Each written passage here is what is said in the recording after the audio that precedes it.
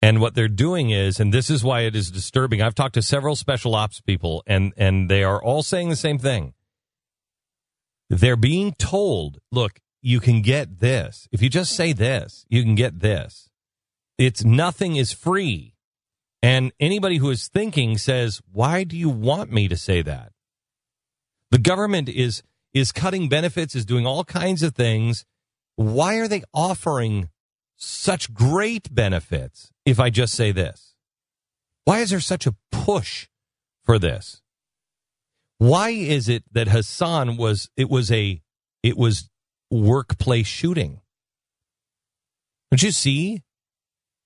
It's not Islamic extremism. Hassan makes the case that our military is unstable because of the workplace stress. They're under so much stress. They have post-traumatic stress syndrome. That's what they're doing with Hassan. They are putting a brick. It's not just excusing the Muslim extremists. It is putting another brick in the wall against our military, saying that they're crazy. Warning, warning, warning, warning. Alicia in Jacksonville, Florida. Hello, Alicia. Hi, Glenn. Hi. I am a crisis psychiatric evaluator, and I have done this work for the past 15 years in 3 different states, and I have seen a lot of different state laws. I have never seen anything like what I'm reading in this recently amended law in Virginia. Tell me about it. Well, I'm looking right now, and of course I don't do this in Virginia, so I can't speak as an expert about their law, but I'm looking at a document online right now, and I can send you a link to it if you'd like. Yes. But they're evaluating the differences between the old law and the new law. Most state laws specifically state that in order to involuntarily commit someone, there has to be an imminent risk of danger, and there also has to be a documentation, either a past documentation or an immediate documentation of a psychiatric diagnosis. It can't be, at least in my state, it cannot be a substance abuse diagnosis, and it can't be something vague. It has to meet the criteria for an actual psychiatric diagnosis according to the DSM, which is kind of our guidebook. This new one in Virginia specifically states that they broadly define a mental illness as a disorder of thought, mood, emotion, perception, or orientation that specifically or that significantly impairs judgment, behavior, capacity to recognize reality. Okay, hang on just a second. Wait. Go back at the beginning and let me just stop you after each one of these. Go ahead. Just start at the beginning. A disorder that is broadly defined to mean a disorder of thought. Thought. Stop. I think the Constitution is being violated here, and I believe the founders have the right idea. That's thought, gang. That's thought. If it's not popular, if it's not politically correct, that thought is now dangerous and insane. Next. And the interesting thing is they can interpret this. I mean, psychiatrically, thought means a very specific thing, which is not what you just said, but I can definitely see how if somebody were, What is thought? What is thought, psychiatrically speaking? Psychiatrically, thought is the ability to perceive and process information in a normal neurological way. But you can say that I'm not processing information, right? Because I'm not coming to the same politically correct decision. So I've got to... When we make the determination, at least when I make the determination in my state where I've done this, a thought disorder means that somebody's thoughts are impaired by the ability to either take in information and make a reasonable judgment. And believe me, I understand where you're going with this.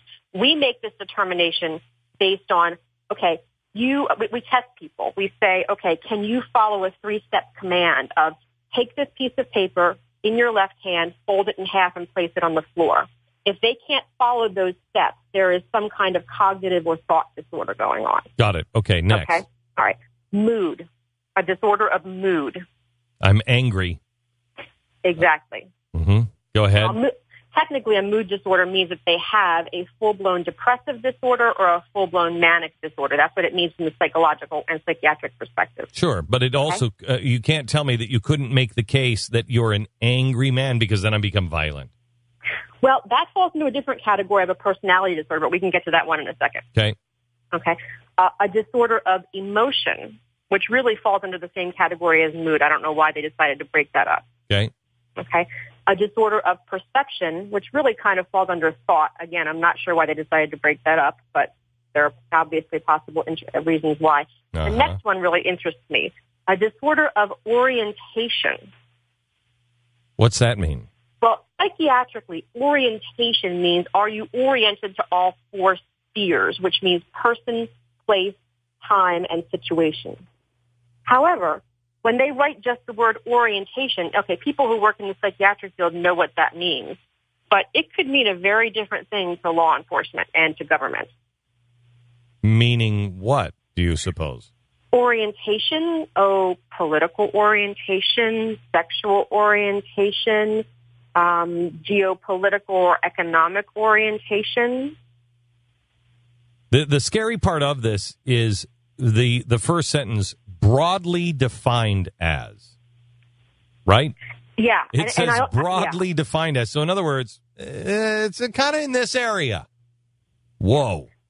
Yeah. This law in Virginia is very, and they say right here, like most state commitment statutes, we broadly define. I don't know, no state where I've ever done this, and I've done this in the Socialist Republic of California. So let me tell you, I've seen how much it can go to the opposite extreme.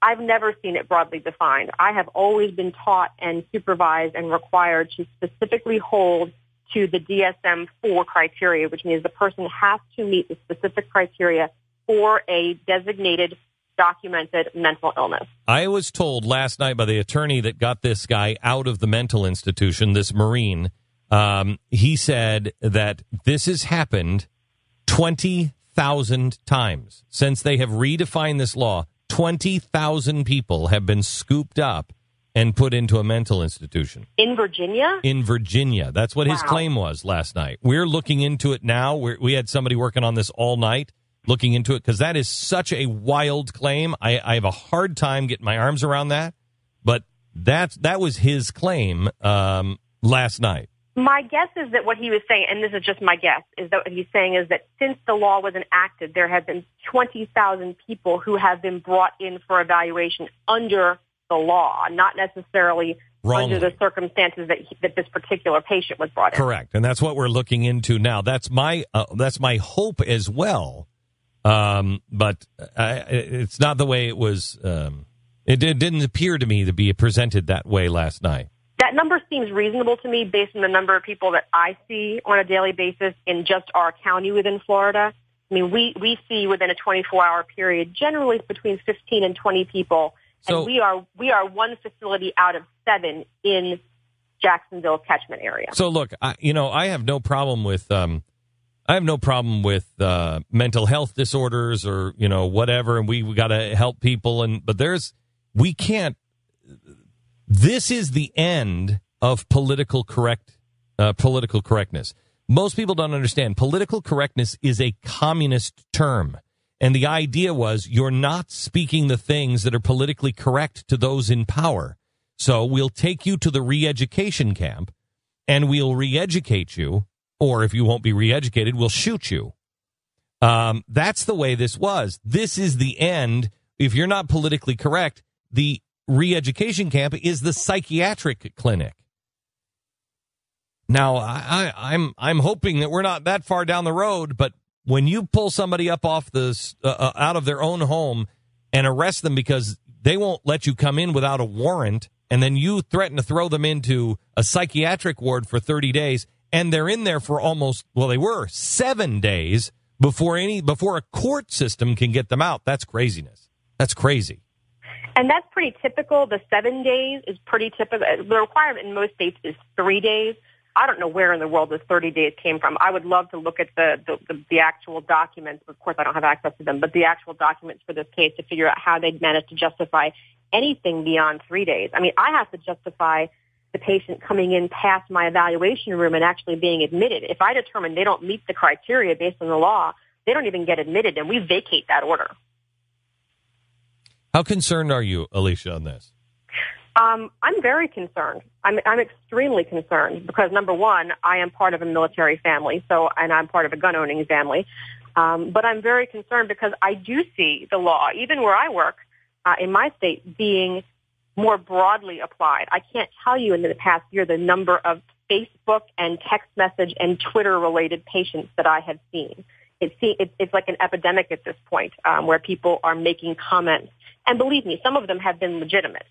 There are legitimate concerns, and there is a way that they can document and get people help when they make inappropriate, dangerous posts on Facebook about wanting to harm themselves in general. They generally have to be suicidal statements. But I'm very concerned about the lay public calling the police and saying, hey, so-and-so just wrote this on Facebook, or so-and-so posted something on Twitter that I think is dangerous. I mean, not everybody has been trained about what is psychiatrically dangerous and what is not. And the police just basically have to go on their gut instincts when they say, okay, I'm going to bring this person in. Please hold on, and somebody's going to get your information, and we can swap some information because I'd like to talk to you some more. But I need to bring you in. I'm sorry. Yeah, I know. I have to tell you, again, let me just give you number 39 on the list of 1963 Communist Party USA Communist Goals, 1963. Number 39 is dominate the psychiatric profession and use mental health laws as a mean of gaining coercive control over those who oppose communist goals. I'm telling you, gang, there is a big, huge warning sign going on right now.